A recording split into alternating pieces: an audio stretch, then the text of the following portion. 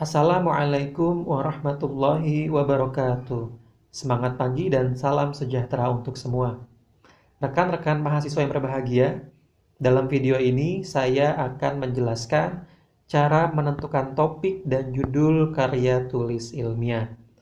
Perlu kita ketahui bahwa salah satu capaian yang diharapkan ada pada seorang mahasiswa ketika telah melaksanakan perkuliahan bahasa Indonesia adalah dapat menyusun karya tulis ilmiah dengan baik. Tentunya, untuk dapat menulis karya tulis ilmiah dengan baik tersebut, maka seorang mahasiswa harus melalui proses yang baik pula. Proses pertama dalam menyusun karya ilmiah adalah menentukan topik dan judul karya tulis ilmiah. Sebelum kita memulai materi pada hari ini, ada baiknya kita membaca doa dengan mengucap Bismillahirrahmanirrahim. Semoga apa yang kita pelajari hari ini dapat bermanfaat di kemudian hari. Baik, kita mulai materi hari ini. Ada beberapa langkah yang harus kita lalui ketika kita ingin membuat sebuah judul karya ilmiah. Langkah yang pertama adalah menentukan topik. Sebelum kita menentukan topik, ada baiknya kita membedakan antara apa itu topik dan apa itu tema. Karena selama ini kita masih bingung apa perbedaan antara topik dan juga tema. Ini adalah pengertian topik menurut Aminuddin. Topik adalah sebuah ide yang mendasari sebuah pembahasan atau sebuah cerita. Topik itu akan menjadi sebuah tolok ukur akan pembahasan dan cerita yang ditulis oleh seorang penulis. Kemudian tema. Tema adalah ide yang mendasari suatu cerita sehingga berperan juga sebagai pangkal tolok pengarang dalam memaparkan karya fiksi yang diciptakannya. Mungkin sekilas tidak ada perbedaan antara perbedaan topik dan juga tema. Kita perlu tambahan teori lain. Teori selanjutnya adalah dipaparkan oleh Tarigan. Menurutnya, tema adalah pandangan hidup yang tertentu atau perasaan tertentu mengenai kehidupan atau rangkaian nilai-nilai tertentu yang membentuk atau membangun dasar atau gagasan. Dapat kita sederhanakan bahwa ini adalah sebuah gagasan. Tema adalah sebuah gagasan dari suatu karya sastra. Tentunya tidak hanya karya sastra, karya tulis ilmiah juga termasuk di dalamnya. Ringkasnya, topik dan tema dapat dibedakan dari segi umum dan khususnya. Topik adalah hal umum, sedangkan tema adalah hal khusus dari umum tersebut. Kita bisa lihat dari contoh. Kita dapat mengambil sebuah topik masalah kebahasaan, jika memang masalah kebahasaan yang akan kita ambil. Jika memang itu tentang kesehatan, maka masalah kesehatan yang menjadi topiknya. Jika itu adalah masalah teknologi, maka masalah teknologi sebagai topiknya.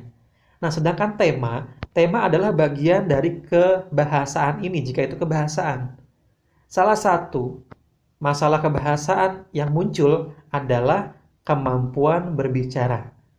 Ya, ada kemampuan membaca, menyimak, berbicara, dan menulis. Nah, salah satu masalah tersebut adalah masalah berbicara. Dapat kita pastikan bahwa tema adalah bagian dari topik yang sudah kita tentukan. Semoga kalian dapat memahami ini. Selanjutnya, setelah kita menentukan sebuah topik, maka tidak semata-mata kita langsung menentukan sebuah judul.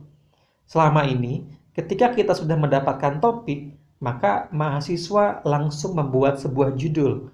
Padahal langkah tersebut dikategorikan langkah yang keliru. Mengapa? Karena dalam membuat sebuah judul atau menyusun sebuah judul karya tulis ilmiah, maka kita harus observasi paling tidak. Ya, kita menentukan apa dulu masalah yang ada di lapangan. Nah, inilah langkah yang harus kalian lalui ketika kalian menyusun sebuah judul. Langkah yang kedua adalah menentukan penelitian apa yang harus kalian lalui. Untuk dapat menentukan penelitian apa yang ingin kalian gunakan, maka kalian perlu tahu dulu ya. Perlu tahu dulu beberapa jenis penelitian yang memang pernah dilakukan atau yang ada gitu ya. Ini menurut Suryana. Jadi sebetulnya jenis-jenis penelitian itu banyak, tapi yang saya ambil adalah menurut beberapa pakar. Pakar yang pertama adalah menurut Suryana. Jenis metode penelitian berdasarkan masalahnya. Terdiri dari beberapa jenis, yaitu pertama penelitian historis. Dari namanya kita sudah tahu bahwa penelitian ini adalah penelitian yang mengangkat sejarah sebagai objek kajiannya. Kemudian ada penelitian deskriptif yang kedua. Penelitian deskriptif adalah penelitian yang mencoba untuk mendeskripsikan sesuatu, yang mendeskripsikan objek, ya bisa responden ataupun yang lainnya.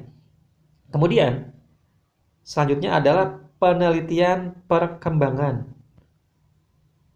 Penelitian ini adalah penelitian yang mencoba untuk memaparkan proses perkembangan satu objek. Kemudian, ada penelitian kasus dan lapangan. Hampir sama dengan penelitian deskriptif, tapi ini dikhususkan pada sebuah kasus. Kemudian selanjutnya, ada penelitian eksperimen. Penelitian eksperimen adalah penelitian yang di dalamnya terdapat sebuah uji coba. Misal, pengaruh A terhadap B, efektivitas A terhadap B, dan seterusnya. Kemudian penelitian yang selanjutnya adalah penelitian korelasional. Penelitian ini hampir sama dengan penelitian eksperimen. Tapi bedanya adalah ini tidak dapat diuji cobakan. Yang tadi anggaplah kita menguji coba sebuah metode pembelajaran terhadap kemampuan menulis siswa. Ada uji coba di dalamnya. Sedangkan korelasional itu tidak ada uji coba walaupun strukturnya hampir sama. Ada variabel X dan variabel Y-nya. Variabel X-nya adalah yang mempengaruhi, kemudian variabel Y-nya yang dipengaruhi. Dalam penelitian korelasional ini tidak ada uji coba. Ya, variabel X-nya itu adalah hal-hal yang memang tidak dapat diuji cobakan. Misalnya, judulnya adalah pengaruh tingkat kekayaan terhadap prestasi belajar bahasa Indonesia. Kita lihat variabel X-nya. Variabel X-nya adalah pengaruh tingkat kekayaan. Kita bisa melihat bahwa tingkat kekayaan di sana tidak dapat diuji cobakan. Berbeda dengan eksperimen yang menguji cobakan sebuah media pembelajaran misalnya, atau metode pembelajaran misalnya. Maka di sini bisa diuji cobakan. Sedangkan di korelasional, tadi ya tingkat kekayaan tidak bisa diuji cobakan. Hal itu sudah terjadi. Maka yang paling tepat adalah penelitian korelasional. Kemudian selanjutnya ada penelitian komparatif, ya, perbandingan antara A dan B. Perbandingan antara prestasi belajar siswa A dan siswa B, misalnya seperti itu. Kemudian ada penelitian tindakan. Ada variabel X dan variabel Y juga, hanya posisinya dibalik. Misalnya, tadi di sini efektivitas atau pengaruh media pembelajaran A terhadap kemampuan menulis. Maka di sini dibalik menjadi peningkatan kemampuan menulis menggunakan metode pembelajaran A misalnya. Meningkatkan dan seterusnya. Ya, dibalik ya yang di sini adalah pengaruh A terhadap B, di sini adalah meningkatkan B melalui metode A. Seperti itu kira-kira ya. Itu adalah jenis-jenis penelitian menurut Suryana jika dilihat berdasarkan masalahnya. Baik, selanjutnya ada lagi jenis-jenis penelitian menurut Sanjaya. Ya, yang pertama ada penelitian eksperimen. Tadi sudah kita bahas ya, ada hal yang diuji cobakan. Tentunya ada dua variabel dalam judul tersebut, X dan Y, pengaruh A terhadap B. Kemudian survei. Penelitian survei adalah penelitian yang biasanya judulnya didahului oleh kata tingkat. Misal, tingkat kemampuan membaca tingkat kemampuan membaca di kelas 11 SMA Bunda Kandung misalnya. Atau tingkat pengguna gawai di kalangan anak SD. Maka kita bisa melihat berapa persen tingkatnya. Itu adalah penelitian survei. Kemudian penelitian korelasional tadi sudah kita bahas. Kemudian studi perkembangan juga sudah kita bahas. Studi perbandingan juga tadi sudah kita bahas. Artinya hampir sama ya. Cuma ada beberapa penelitian yang tidak ada di jenis-jenis penelitian menurut Sanjaya ini. Nah, dari jenis-jenis penelitian ini kita bisa menentukan penelitian apakah yang nantinya akan kita gunakan sebagai landasan dalam menulis karya ilmiah kita. Baik, nanti kalian bisa mencari-cari referensi lebih lengkap lagi terkait dengan jenis-jenis penelitian ini, atau setelah ini bisa kalian diskusikan dengan dosen masing-masing. Kemudian, langkah yang ketiga dalam membuat sebuah judul penelitian adalah menentukan dari topik yang telah ditentukan. Mohon maaf, salah ya. Menentukan masalah dari topik yang telah ditentukan. Tadi topiknya adalah masalah kebahasaan. Selanjutnya kita bisa menentukan masalah dari topik tersebut. Misalnya, kebahasaan itu banyak tadi ya. Ada keterampilan membaca, keterampilan menyimak, keterampilan berbicara, dan keterampilan menulis. Mau keterampilan yang mana yang kita jadikan sebagai masalah dari topik yang sudah kita pilih? Boleh tidak kita memilih salah satunya secara acak? Jawabannya adalah tidak boleh. Mengapa? Kita harus menyesuaikan dengan objek yang akan kita jadikan sebagai bahan penelitian kita. Oke, lanjut saja ya. Ini langkah-langkahnya. Yang pertama adalah menentukan temanya apa. Gitu ya. Tadi sudah dilihat, sudah kita pilih bahwa yang kita jadikan sebagai topik adalah masalah kebahasaan. Kemudian langkah yang kedua adalah tentukan lokasinya. Tadi saya sempat membahas bahwa kita tidak bisa memilih salah satu di antara keterampilan tersebut secara acak. Mengapa? Karena kita perlu menentukan lokasi, tempat, atau objek penelitian kita. Jadi nanti mau itu keterampilan berbicara, mau itu keterampilan menulis, kita bisa memilih salah satunya apabila kita sudah mengetahui permasalahan yang ada pada objek yang sudah kita pilih. Jadi harus sesuai dengan permasalahan objeknya. Jangan sampai yang kita pilih adalah keterampilan berbicara, sedangkan objek yang kita pilih itu sudah piawai dalam keterampilan berbicara. Seperti itu ya. Jadi setelah menentukan tempat atau objek penelitian, maka yang perlu kita lakukan selanjutnya adalah observasi pada lokasi, tempat, atau objek yang sudah kita pilih. Kita observasi, kita sebarkan sebuah kuesioner atau sebuah pertanyaan-pertanyaan yang dapat menjawab pertanyaan bahwa ada masalah kebahasaan apa di dalamnya.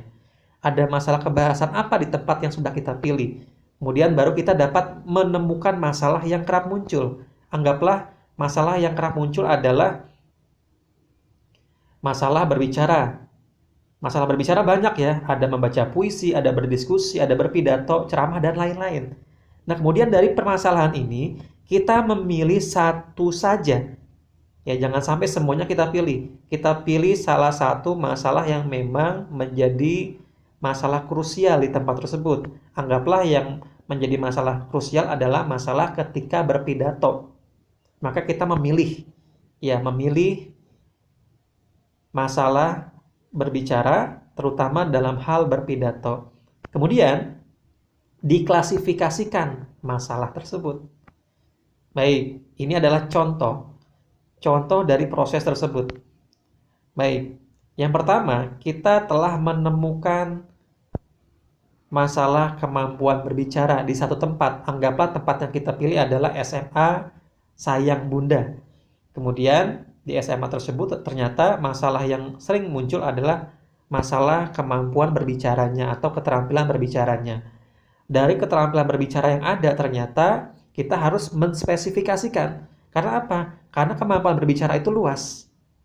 Masih umum sifatnya. Sehingga kita harus memberikan spesifikasi terhadap kemampuan berbicara ini. Dalam hal apa? Berpidato misalnya.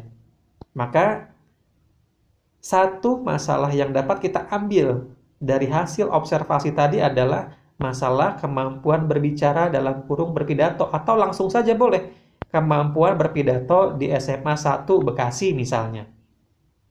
Baik, ini adalah satu masalah yang sudah kita dapatkan di objek atau tempat yang sudah kita tentukan. Artinya, seperti yang saya katakan sebelumnya, kita tidak boleh memilih salah satunya secara acak. Kita harus observasi dulu, kita temukan masalah yang kerap muncul di tempat tersebut. Dapatlah sebuah masalah yang memang kerap muncul. Nah, dari masalah ini kita dapat menentukan beberapa judul. Inilah judul-judul yang dapat terbentuk dari masalah yang kita ambil tadi. Kemampuan berbicara atau berpidato, siswanya nanti ditentukan ya, siswa kelas berapa? Siswa kelas 10, 11, atau 12. Boleh dipilih secara acak? Jawabannya lagi-lagi tidak boleh. Kalian harus tahu materi berpidato itu ada di kelas berapa? Kelas 10, 11, atau 12. Gitu ya. Kalau materi berpidato ada di kelas 10, maka tulisnya kelas 10. Nah, ini adalah masalah yang kita dapatkan, kemampuan berbicara berpidato. Ya, siswa kelas sekian dan seterusnya. Nah, kemudian judul yang dapat dibentuk dari masalah ini adalah yang pertama, analisis kemampuan berbicara atau berpidato siswa kelas 10 misalnya di SMA Negeri 1 Bekasi. Jika depannya analisis, biasanya penelitian ini termasuk dalam penelitian deskriptif. Kita menganalisis kemampuan berbicaranya. Sejauh mana mereka dapat berbicara dalam hal berpidato. Kemudian, judul yang kedua adalah tingkat kemampuan berbicara atau berpidato siswa kelas 10 misalnya di SMA 1 Bekasi. Judul ini masuk ke dalam judul penelitian survei. Kemudian yang selanjutnya adalah perkembangan kemampuan berbicara berpidato siswa kelas 10 misalnya di SMA Negeri 1 Bekasi. Ini penelitian perkembangan. Artinya dari satu masalah yang tadi sudah kita dapatkan dari hasil observasi kita, kita dapat membuat 3 judul penelitian yang berbeda. Tinggal pilih mau menggunakan penelitian yang mana. Dari sini kalian dapat mengetahui ternyata proses menentukan judul itu tidak semata-mata dapat ditembak secara instan, tetapi harus melalui proses-proses yang baik. Selanjutnya, ini langkah yang keempat. Langkah yang keempat, kok pakai ada langkah 4, sedangkan tadi judulnya sudah dapat. Nah, ini adalah langkah pilihannya. Langkah opsional. Jadi langkah yang keempat ini bisa kalian pilih apabila kalian membutuhkan variabel selanjutnya. Judul yang tadi itu menggunakan satu variabel. Jika kalian ingin memilih penelitian eksperimen, penelitian tindakan, kemudian penelitian korelasional, maka kalian membutuhkan satu variabel lagi. Ya, maka langkah keempat ini perlu kalian lakukan. Yaitu adalah mencari lagi, menemukan lagi variabel yang lain. Bagaimana langkahnya? Kita bisa lihat dari layar. Yang pertama, kita perlu menyimpan baik-baik masalah yang sudah kita dapatkan tadi. Masalah apa? Masalah kemampuan berpidato di kelas 10 SMA Negeri Bekasi misalnya. Kemudian, dari masalah yang ada, masalah berpidato tersebut, kita perlu mencari, ya lagi-lagi mencari tahu dengan cara observasi, dengan cara wawancara dan lain-lain, tentang faktor penyebab atau pendukung tentang masalah yang sudah kita pilih tadi. Masalah yang kita dapatkan adalah masalah berpidato. Maka kita harus tahu apa sih faktor penyebab mereka bermasalah dalam berpidato. Atau apa sih yang dapat mendukung, ya yang dapat mendukung proses berpidato siswa sehingga dapat berpidato dengan baik. Nah, kita perlu mencari tahu ini. Ya. Nanti akan saya contohkan setelah ini. Kemudian, tentukan satu faktor atau satu pendukung yang bisa kalian angkat nantinya menjadi sebuah judul. Kita bisa lihat dari contoh ya. Ini adalah contohnya. Misalnya, kita tadi sudah mendapatkan satu masalah kemampuan berpidato di SMA Negeri 1 Bekasi. Kemudian, faktor-faktor yang dapat kita ambil dari hasil observasi misalnya adalah karena kurangnya penguasaan kosakata, sehingga mereka agak sulit dalam melakukan pidato. Kemudian, minat menyimak yang buruk, sehingga mereka agak kesulitan dalam melakukan pidato. Selanjutnya adalah media pembelajaran yang kurang. Dan selanjutnya adalah metode pembelajaran yang kurang misalnya. Artinya apa? Artinya akan banyak faktor yang dapat menjadikan siswa itu kurang piawai dalam berpidato. Sehingga faktor-faktor ini harus kita spesifikasikan agar lebih terarah, ya, agar lebih fokus. Contoh, saya mengambil satu fokus misalnya. Ya, saya mengambil satu fokus faktor ini di masalah atau pendukung metode pembelajaran. Ya, dari metode pembelajaran kita harus spesifikasikan lagi. Metode pembelajaran itu banyak. Maka metode pembelajaran apa nih kira-kira yang paling cocok untuk mendukung keberhasilan berpidato siswa? Maka metode yang paling tepat kemungkinan besar adalah metode pembelajaran pemodelan. Nah, kemudian ketika kita sudah memilih metode pembelajaran pemodelan ini, maka kita bisa menggabung dengan variabel ini dan membentuk sebuah judul yang baru. Ini adalah judul yang dapat terbentuk dari gabungan variabel tadi. Yang pertama adalah peningkatan kemampuan berbicara atau berpidato melalui metode pemodelan. Nah, ini variabel yang pertama kita dapatkan, ini variabel yang kedua kita dapatkan. Ya, peningkatan kemampuan berbicara berpidato melalui metode pembelajaran siswa kelas 1 misalnya 10 misalnya di SMA Negeri 1 Bekasi. Ini akan membentuk sebuah judul penelitian tindakan. Gitu ya. Dan satu lagi judul yang dapat terbentuk, efektivitas metode pemodelan. Ya, metode pembelajaran pemodelan maksudnya ya, terhadap kemampuan berbicara atau berpidato siswa kelas 10 di Seman 1 Bekasi. Dapat kita lihat bahwa dua variabel yang kita dapatkan itu dapat membentuk dua jenis judul penelitian. Dan sekarang pilihan ada di tangan kalian. Saya sudah menjelaskan proses pembentukan judul karya tulis ilmiah yang baik. Semoga dapat dicontoh oleh kalian dan bermanfaat di kemudian hari. Terima kasih, semoga bermanfaat, selamat berpikir, dan kita akhiri materi ini dengan alhamdulillah. Mohon maaf atas segala kekurangan. Wassalamualaikum warahmatullahi wabarakatuh.